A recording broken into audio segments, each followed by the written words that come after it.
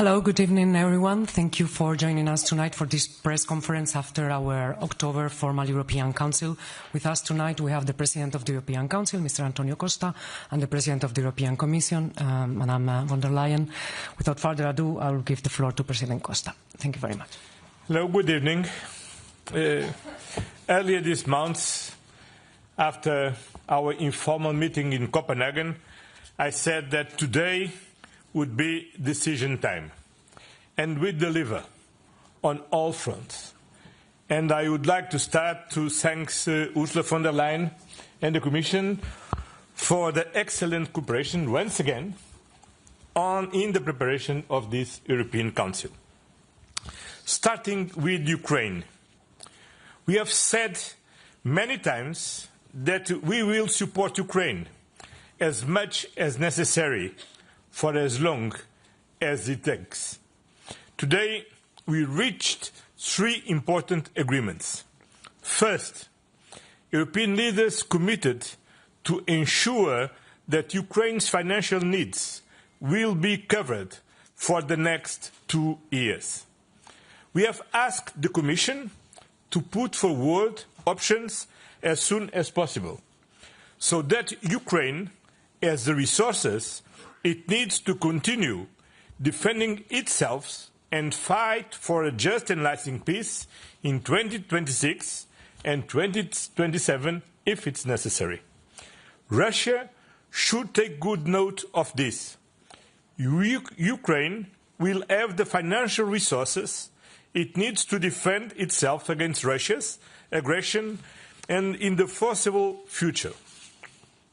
Now, the technical, legal and financial aspects of Europe's support need to be worked on, and we will return to this issue in the December European Council. Second, we adopted the 19th sanctions package, which will increase our pressure on Russia and further damage its war machine. Third, Member States agreed to strengthen measures and coordinate actions to disrupt Russia's shadow fleet.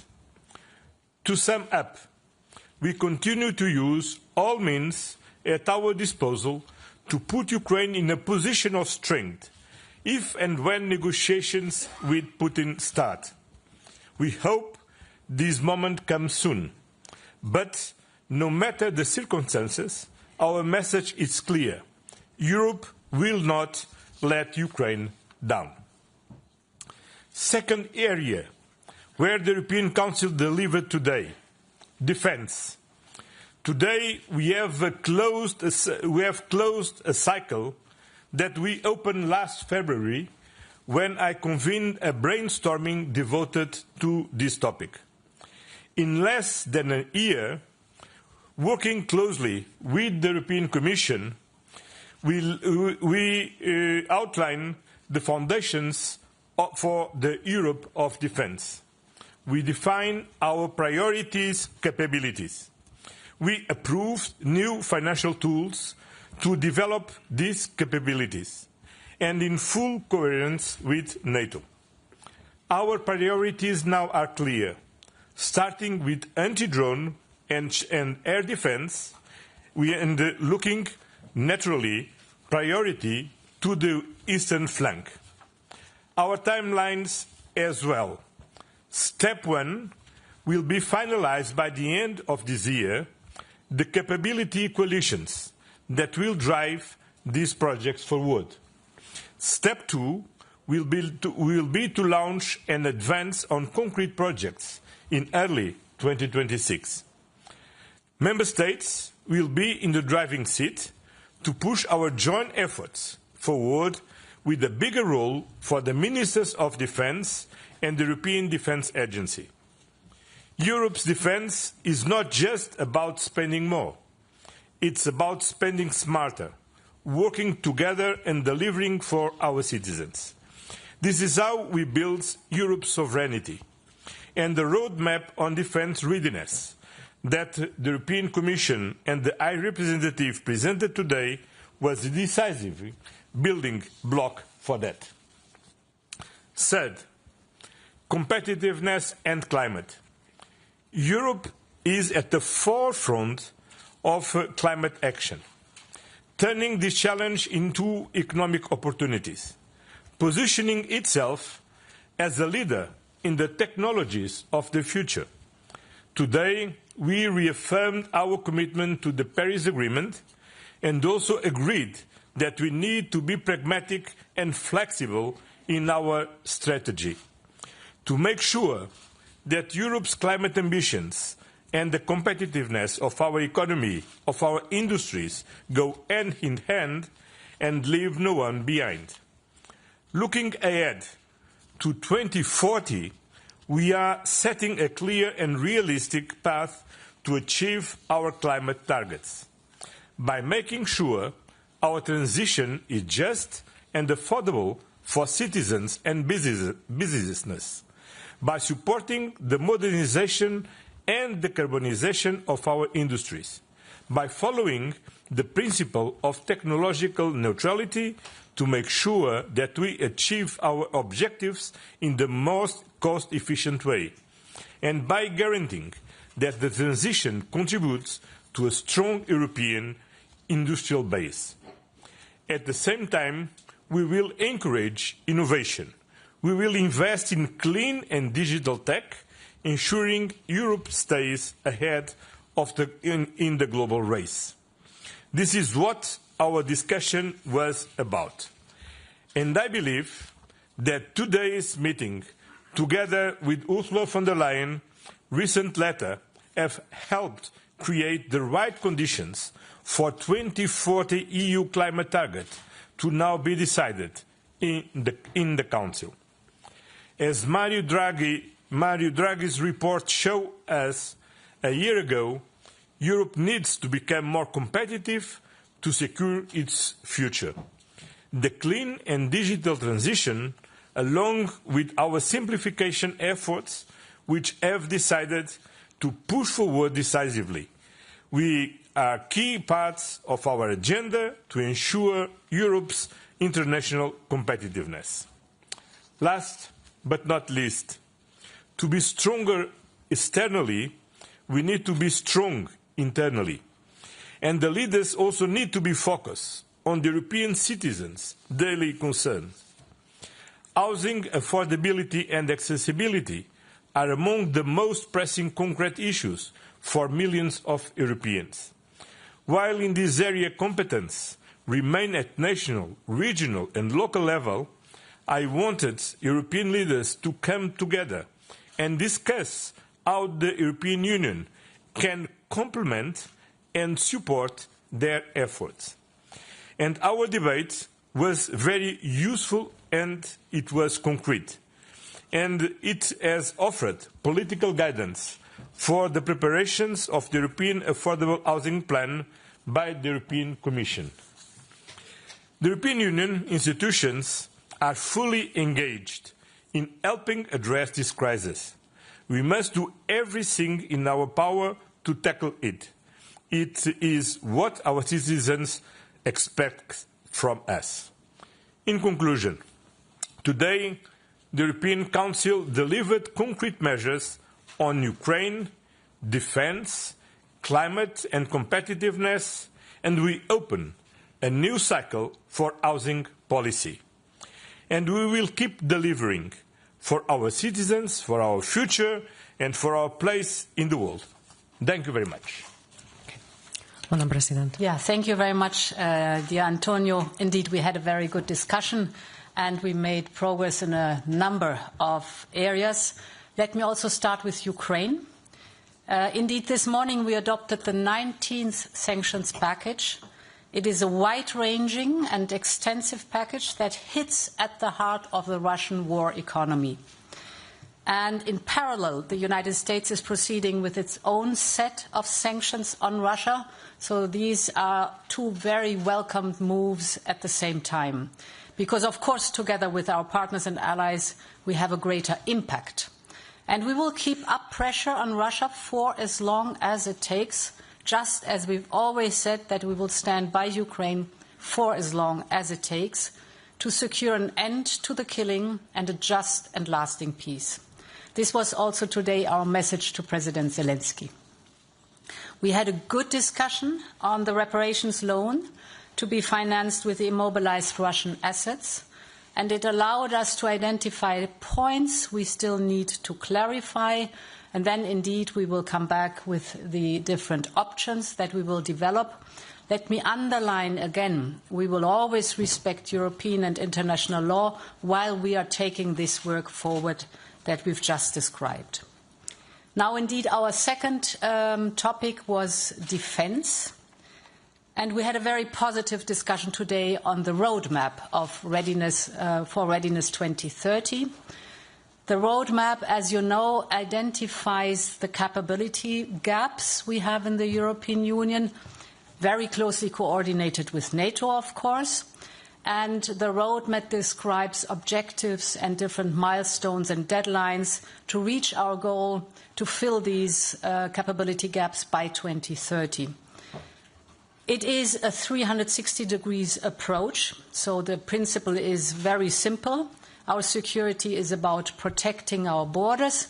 Today it is in the east, but tomorrow it might be in the south. So it is started as a real 360 degree approach.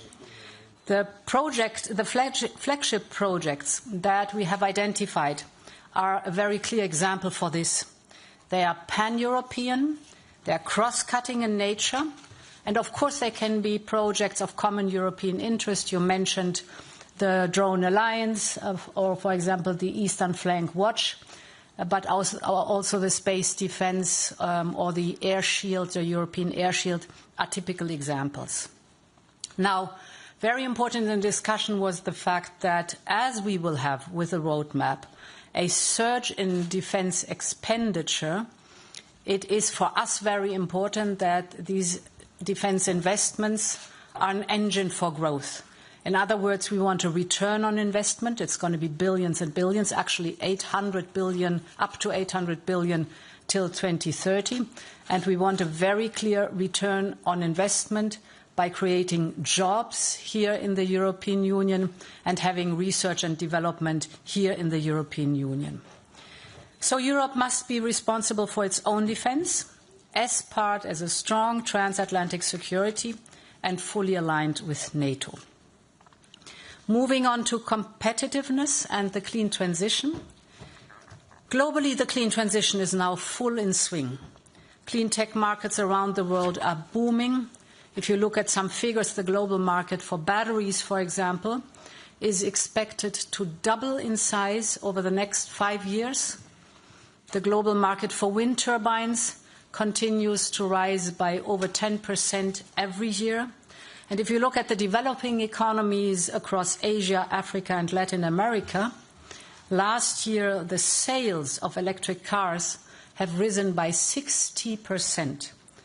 So this is not only good news for the climate, it is also a great economic opportunity. And the discussion was among us whether we want to reap the benefits of this global clean tech boom or just let others profit from it. And of course, the answer is very clear. We are going all into this competition. And there were 3 points that we emphasized in this discussion. The first is we must support more clean products that are made in Europe. This gives us also independence. So we will introduce a Made in Europe criterion for public procurement in some strategic sectors. Overall, if you look at public procurement, it's round about 14% of the European GDP, so an enormous firepower, financial firepower, that is potentially in the hands of governments. The second point is that we must ensure that new foreign investments in our industry are truly in our interest. They must result in jobs and technology transfer here in the European Union. And the third point, that we will step up targeted support for key industries, for example, cars or battery manufacturing. You know that we are working on a battery booster to support production in Europe. or that we are with a new set of initiatives for the automotive sector, working on pushing the automotive sector and developing the cars of the future. And this also includes a new simplification omnibus. Now, we also discussed the climate targets. We are on track for the climate target by 2030. And we have, of course, all agreed a clear target of climate neutrality by 2050. Now, what we have discussed is the interim step 2040 that is ahead of us. We have proposed a 90% target and introduced new flexibilities. And today we saw support for an ambitious and pragmatic approach at the same time. So we also discussed the flexibilities to get to this goal, first in form of international credits, and second through flexibilities between the different economic sectors. So in short, more flexibility on how to reach the target, but to have a pragmatic and ambitious target at the same time. And finally, housing. I'm very grateful to Antonio for putting the crucial issue of housing on our agenda. Thank you very much for that, because housing is and will remain a national competence, but some of the challenges would, of course, benefit from a coordinated European approach. And therefore, still this year, I will put forward a European affordable housing plan.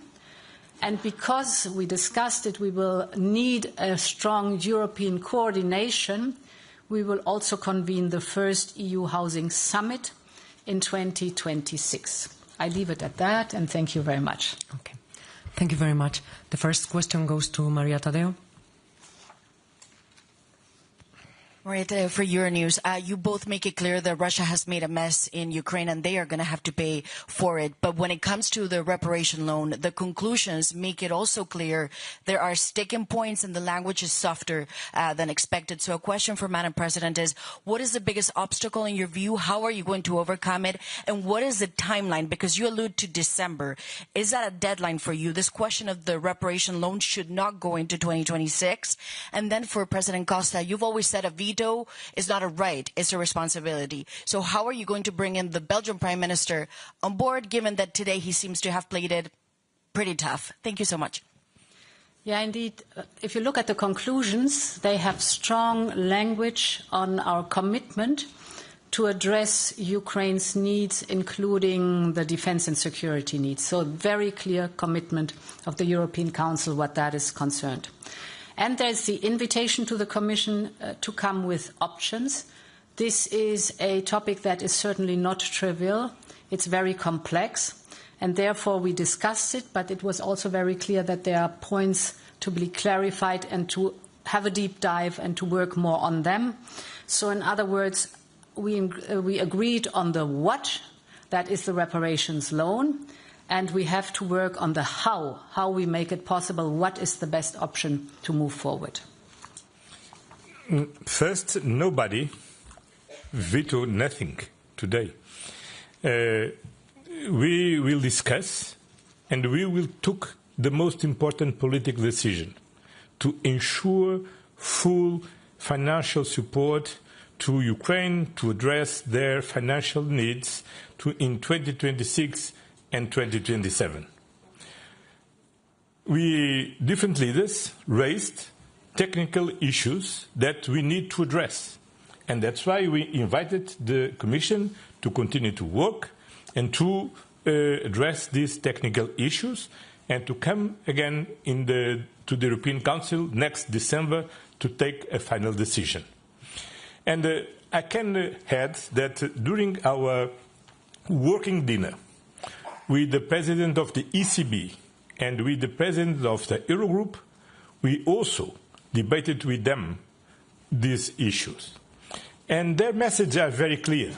First, the solution proposed by the European Commission respects European law and respects international law. First thing, very important. Second, all the technical issues, it's possible to solve all the technical issues. That means that this solution is feasible. And first and last, the president of the Eurogroup said inclusively that this is the best solution to address and to implement our political decision to ensure full financial support to Ukraine for 2026 and 2027. And this political decision is the most important message to Russia. That means that Ukraine will have the means that they need to continue to fight for a just and lasting peace, for defend themselves for Russian aggression, and Ukraine can continue to count on the European Union to support Ukraine. They are not European fatigue. We are ready to continue to work to support Ukraine. Thank you. Mark Peperkorn.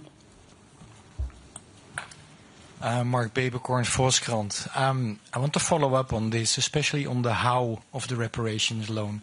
When I read the conclusions about the options, I thought this is remarkable. So therefore my first question for both presidents, is there another credible, substantial option to help Ukraine financially apart from using the frozen assets? That's one. Or two, did I misunderstand the conclusions? And do you mean with options only, yes, we will use these assets, but the option is in what way? Thanks. I think it was very clear in the discussion that if you look at options, it is as at options how to use the immobilized assets. Potentially there are always other options than using the immobilized assets. Therefore, the clear commitment of the European Council to cover the financial needs in the next 2 years, very clearly including the defense and security needs of Ukraine, is the first statement that always has to be there. Then the focus is on the immobilized assets, and here to look at different options. Indeed, I can only underline that the President of the European Central Bank and the President of the Eurogroup both were very clear that they said these are elements to be addressed, but they can be addressed. This was very clear in both their statements. And I think for us also is very important to send the message we're in for long haul. No matter what, we're in for long haul. As a politician, I know that there are always an alternative. This is what is about politics. And the politics decision is about to take the best decision. And for this, we need to compare pros and cons. And I think the Commission found a very clever, innovative solution. But of course, like all other solutions, have pros and cons. And what a responsible body as the European Council needs to do is to ask for the alternatives, to compare the alternatives. And that's the reason because we asked the Commission to present and to the Council to analyze, and then we come it comes again to the European Council in December to take a final decision. Okay. Next question to Le Soir. Thank you. Thank you. Agathe de Clercq for Le Soir. Thank you for the briefing. The Secretary General for the United Nations, Antonio Guterres, said yesterday that overshooting the 1.5 degree target was inevitable. It's something scientists have said, even though it is a bit too early to be sure at the moment. Do you think that the flexibilities that you are proposing will be helping to achieve the Paris Agreement? And the second question I have is, I understand that it is important to find a balance between flexibility and predictability for the climate targets, but the revision clause introduced in the conclusion for the 2040 targets, how do you think it is in this balance? Well, thank you so much. I'll start. So, first of all, for the general orientation, we have set, cast in law, 2 goals already. It's the 2030 goal for reducing at least minus 55% of CO2 emissions. And as I said, we are clearly on track to reach that goal. I think this is very important because it's the closest time-wise. And then there is the clear obligation by 2050 to be climate neutral. This is also cast in law, agreed by all 27 member states. So there's a broad consensus that we want to be climate neutral by 2050. And now the 2040 goal is on the way towards climate neutrality. And indeed, I mean, this is a huge transition we are undergoing. And it is quite a long time to move forward, quite a long way to go.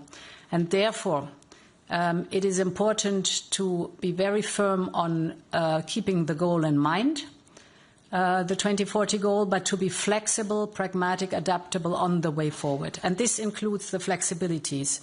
Flexibilities, of course, in a limited form, what international credits are concerned, but also the flexibility that you can, for example, work or get these CO2 emissions down with working with different sectors. It depends very much on the member state. The 27 member states have different situations, so not one size fits all, but it gives them the possibility to reach the common target while choosing the delivery in the sectors that are the most suitable for that. So what was important for us, stay the course, 2050 climate neutrality. We are well on track by 2030, and now we have to define how we get in the most pragmatic but efficient way to the 2040 goal. Okay, we have time for one more question. To El País, please. Thank you very much, Celia Yuso from El País newspaper. It's on Mercosur because there's nothing on the conclusions on that, but Chancellor Friedrich Merz mentioned that there was a discussion on this and there was an agreement so that Mercosur could be finally signed on December 19th. So I wanted to understand if there's an agreement on that or if you can clarify. Thank you. Vale. No habemos... Wait a second. Yes, we do have translation. No, you can make confidence. Always. No ha habido una discusión sobre eso. He pedido a los líderes que hablen con sus embajadores para resolver problemas técnicos con las traducciones, de modo que podamos aprobar sin firmar el acuerdo en tiempo.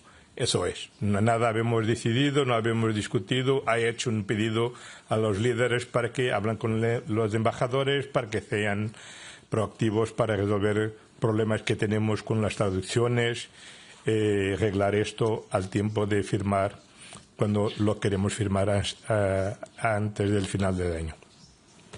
Gracias. Gracias. Thank you very much. Have a good evening.